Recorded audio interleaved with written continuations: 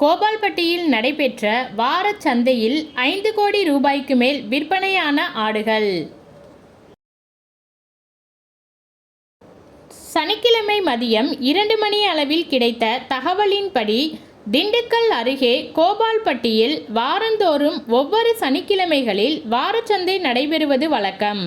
அந்த வகையில் இன்று நடைபெற்ற வாரச்சந்தையில் திண்டுக்கல், சித்தையன்கோட்டை, நத்தம், கோசுக்குறிச்சியில் இருந்து வெள்ளை, செம்பரி ஆடுகளை வாங்க பொதுமக்கள் மற்றும் வியாபாரிகள் அதிக அளவில் குவிந்தனர். கிராமங்கள் தோறும் வைகாசி திருவிழா கொண்டாடப்பட்டு வருகிறது.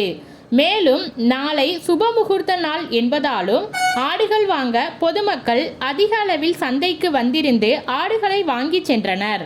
சுப நிகழ்ச்சிகளில் சமையலுக்கு பயன்படுத்தவும், வைகாசி மாதத்தில் கோவில்களில் நடைபெறும் திருவிழாக்களில் தங்களின் வேண்டுதலை நிறைவேற்றும் விதமாகவும் ஆடுகள் அதிக அளவில் விற்பனையானது.